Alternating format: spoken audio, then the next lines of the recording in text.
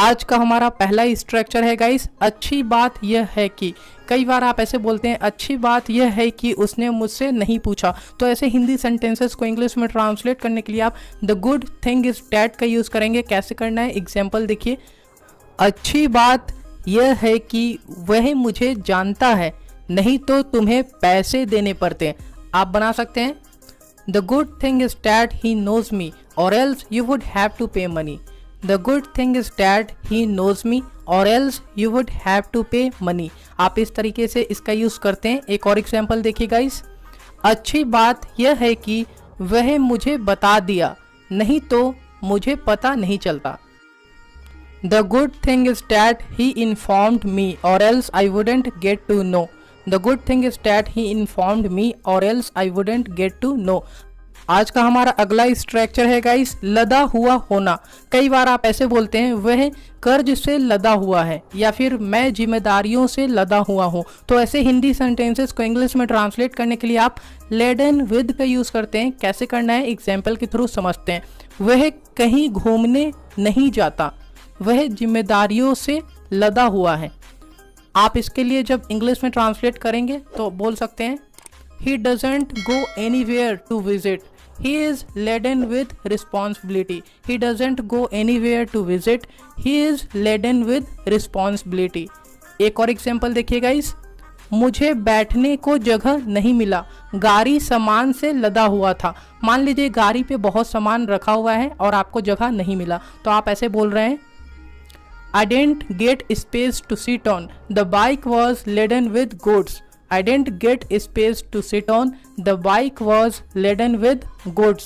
आप इस तरीके से इसे इंग्लिश में बना सकते हैं गाइस। आज का हमारा अगला स्ट्रक्चर है कितना भी ना कर लो। कई बार आप ऐसे बोलते हैं कितना भी ना कर लो तुम्हें खाना ही पड़ेगा। तो ऐसे हिंदी सेंटेंसेस को इंग्लिश में ट्रांसलेट करने के लिए आप no matter how many times you say no का यूज़ करते हैं। कैसे करना है, एग्जाम्पल देखिए। कितना भी ना कर लो आपको कल आना ही पड़ेगा। गाइस आप डे टू डे लाइफ में ऐसे बोलते ही होंगे, आप इसे इंग्लिश में बोल सकते हैं no matter how many times you say no you'll have to come tomorrow. No matter how many times you say no you'll have to come tomorrow.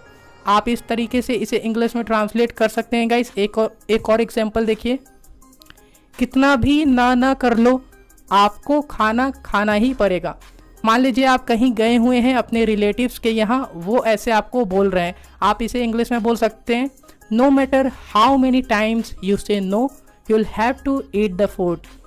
No matter how many times you say no you'll have to eat the food. आप इस तरीके से इसे बना सकते हैं। आज का हमारा अगला स्ट्रक्चर है गाइस, के मायने में। कई बार आप ऐसे बोलते हैं झूठ बोलने के मायने में वह माहिर है। तो ऐसे हिंदी सेंटेंसेस को इंग्लिश में ट्रांसलेट करने के लिए आप इन द सेंस ऑफ का यूज़ करते हैं। कैसे करना है, एग्जाम्पल देखिए। तुम उसका मजाक उड़ा रही हो, पैसा कमाने के मायने में वह बहुत स्मार्ट है।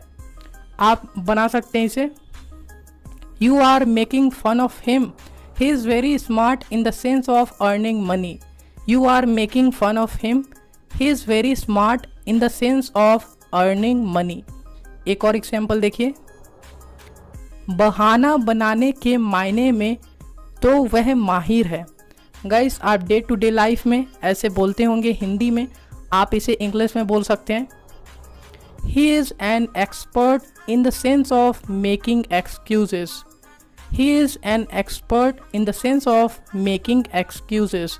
आप इस तरीके से इसका यूज़ कर सकते हैं। आज का हमारा अगला स्ट्रक्चर है गाइस, किसी भी सूरत में नहीं। कई बार आप ऐसे बोलते हैं वह किसी भी सूरत में नहीं जाएगा। तो आप ऐसे हिंदी सेंटेंसेस को इंग्लिश में ट्रांसलेट करने के लिए बाय नो मीन्स का यूज़ करेंगे। कैसे करना है, एग्जाम्पल देखिए। जहाँ तक मैं उसे जानता हूँ वह यह किसी भी सूरत में नहीं करेगा। आप इसे इंग्लिश में बना सकते हैं as far as I know him he will by no means do it. As far as I know him, he will by no means do it। आप इस तरीके से इसका यूज़ करते हैं। एक और एग्जाम्पल देखिए गाइस, मैं अपने दोस्त को अच्छे से जानता हूँ, वो किसी भी सूरत में यह नहीं कर सकता। आप इसे सिंपली इंग्लिश में ट्रांसलेट करेंगे और बोलेंगे I know my friend very well. He can by no means do it. I know my friend very well. He can by no means do it.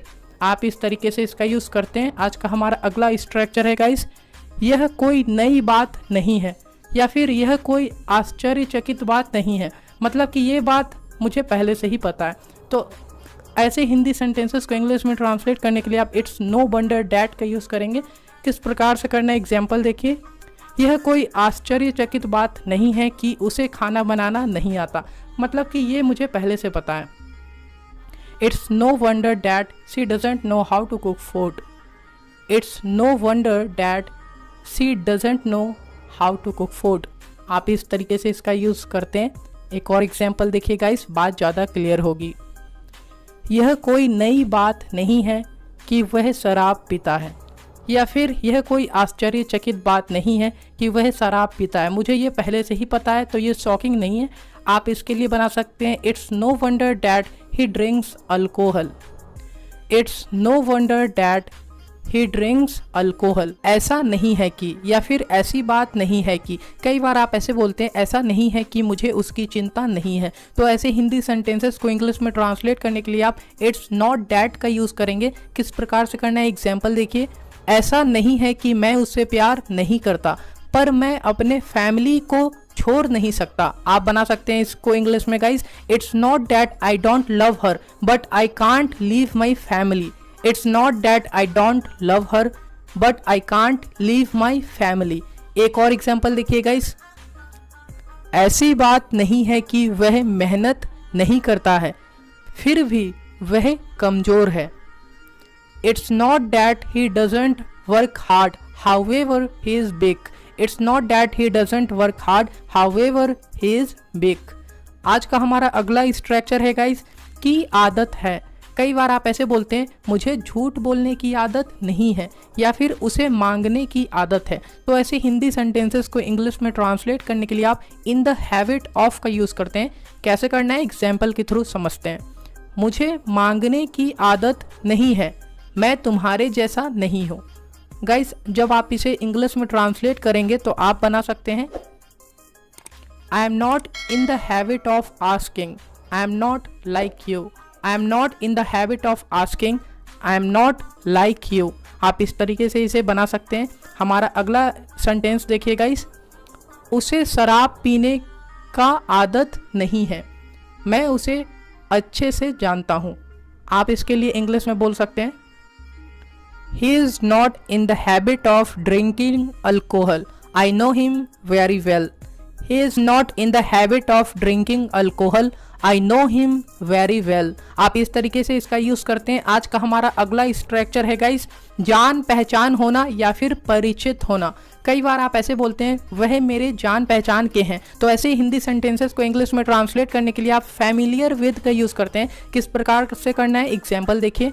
मैं उसके स्वभाव से परिचित हूँ, मैं उसे बचपन से जानता हूँ। आप इन्हें इंग्लिश में ट्रांसलेट कर सकते हैं और बोल सकते हैं I am familiar with his nature, I have known him since childhood. I am familiar with his nature, I have known him since childhood. आप इस तरीके से इसका यूज़ करते हैं गाइस। एक और एग्जाम्पल देखिए, बात ज़्यादा क्लियर होगी। मैं आपका काम करवा दूंगा, वह मेरे जान पहचान के हैं, या फिर मैं उनसे परिचित हूँ। दोनों के लिए आप फैमिलियर विद का यूज़ करते हैं। आप इंग्लिश में बनाते हैं I will get your work done, I am familiar with him. I will get your work done, I am familiar with him. किसी से कम न होना। कई बार आप ऐसे बोलते हैं वह सुंदरता में किसी से कम नहीं है। तो ऐसे हिंदी सेंटेंसेस को इंग्लिश में ट्रांसलेट करने के लिए आप सेकेंड टू नन का यूज़ करते हैं। कैसे करना है, एग्जाम्पल देखिए। वह दिमाग में किसी से कम नहीं है, यहाँ तक कि सर भी उसकी तारीफ करते हैं। आप इसे इंग्लिश में बना सकते हैं he is second to none in brain, even sir praises him a lot. He is second to none in brain, even sir praises him a lot. एक और एग्जाम्पल देखिएगा इस, उसकी सुंदरता किसी से कम नहीं है, मुझे वह बहुत पसंद है। यू कैन से Her beauty is second to none. I like her so much. Her beauty is second to none. I like her so much. आज का हमारा अगला स्ट्रक्चर है गाइस, तुला हुआ है या फिर अरा है। कई बार आप हिंदी में ऐसे बोलते हैं, वह मुझे बदनाम करने पर तुला हुआ है, या फिर वह तुम्हें बर्बाद करने पर अरा है। ऐसे हिंदी सेंटेंसेस को इंग्लिश में ट्रांसलेट करने के लिए आप वेंट ऑन का यूज़ करते हैं। कैसे करना है, एग्जाम्पल देखिए। वह मुझे बदनाम करने पर तुला हुआ है, मैंने उसका क्या बिगाड़ा है। You can say in English guys, he is bent on blaming me, what wrong have I done to him. He is bent on blaming me. What wrong have I done to him? आप इस तरीके से ऐसे बोलते हैं। एक और example देखिए, वह तुम्हें बर्बाद करने पर अरा है, या फिर इसे ऐसे भी बोल सकते हैं, वह तुम्हें बर्बाद करने पर तुला हुआ है। वह चाहता क्या है, He is bent on spoiling you. What does he want? He is bent on spoiling you. What does he want? आप इस तरीके से इसका यूज करते हैं। आज का हमारा अगला स्ट्रक्चर है गाइस, सही नहीं है या फिर उचित नहीं है या फिर ठीक नहीं है। कई बार आप ऐसे बोलते हैं, इतनी रात को वहां जाना सही नहीं है। ऐसे हिंदी सेंटेंसेस को इंग्लिश में ट्रांसलेट करने के लिए आप इट्स नो गुड का यूज करते हैं। कैसे करना है, एग्जाम्पल देखिए। इतनी रात को अकेले जाना सही नहीं है, तुम्हें सुबह जाना चाहिए। आप इसे इंग्लिश में बोल सकते हैं, It's no good going alone in such a late night. You should go in the morning. It's no good going alone in such a late night. You should go in the morning. आप इस तरीके से इसे बनाते हैं। एक और example देखिए, इस तरह से उससे बात करना उचित नहीं है, तुम्हें उससे प्यार से बात करना चाहिए।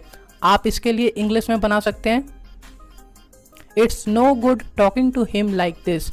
You should talk to him politely. It's no good talking to him like this. You should talk to him politely. आप इस तरीके से इसे इंग्लिश में बना सकते हैं। आज का हमारा अगला स्ट्रक्चर है गाइस, बोल दिया तो बोल दिया या फिर गया तो गया। ऐसे कई बार आप हिंदी में बोलते हैं। इस तरह के सेंटेंसेस को इंग्लिश में ट्रांसलेट करने के लिए आप वर्ब की third form plus is plus verb की थर्ड फॉर्म का प्रयोग करते हैं। कैसे करना है, एग्जाम्पल के थ्रू समझते हैं। गया तो गया, वह अभी तक वापस नहीं आया है। डे टू डे लाइफ में आप ऐसे बोलते हैं, इसे इंग्लिश में बना सकते हैं, गॉन इज गॉन। देखिए, गॉन हमारा वर्ब की थर्ड फॉर्म है और इज लग रहा है यहाँ, और फिर आप गॉन बोल रहे हैं। Gone is gone, he hasn't come back yet. आप इस तरीके से इसका यूज करते हैं। एक और एग्जाम्पल देखिए, बात ज़्यादा क्लियर होगी। बोल दिया तो बोल दिया, अब मैं क्या कर सकता हूँ। आप इस तरीके से बनाते हैं। आप इसे सिंपली इंग्लिश में ट्रांसलेट कर सकते हैं और बोलेंगे, spoken is spoken, now what can I do. Spoken is spoken, now what can I do.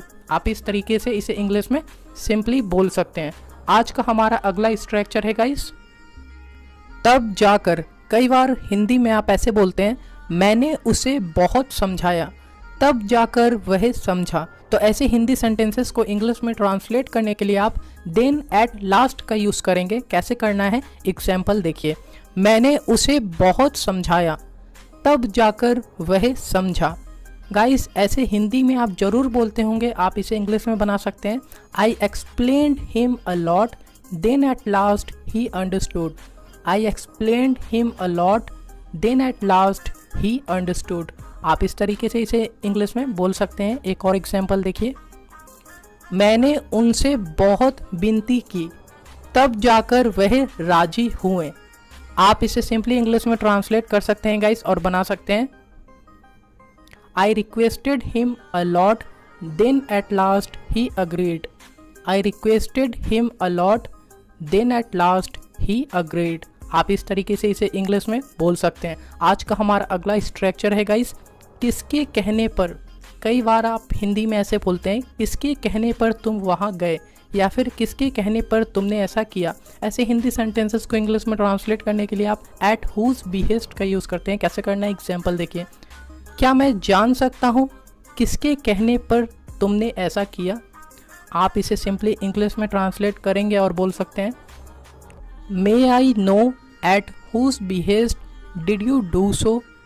May I know at whose behest did you do so. आप इस तरीके से सिंपली इसे इंग्लिश में बोल सकते हैं। एक और एग्जाम्पल देखिए गाइस, मैं जानना चाहता हूँ किसके कहने पर तुम वहाँ गए। ऐसे कई बार आप बच्चे से पूछते हैं घर में, या फिर किसी और से भी पूछते होंगे, आप इंग्लिश में पूछ सकते हैं I want to know at whose behest did you go there. I want to know at whose behest did you go there. आप इस तरीके से सिंपली इसे इंग्लिश में ट्रांसलेट कर सकते हैं गाइस। आई होप गाइस आज की वीडियो लेक्चर आपके लिए काफ़ी ज़्यादा यूज़फुल रही होगी, तो वीडियो को लाइक शेयर एंड सब्सक्राइब जरूर करिएगा। आप हमें कमेंट बॉक्स में बताएं कि आज की वीडियो लेक्चर आप लोगों को कैसी लगी। सो मिलते हैं अगली वीडियो में एक और नॉलेजफुल वीडियो के साथ। Till then take care and good luck.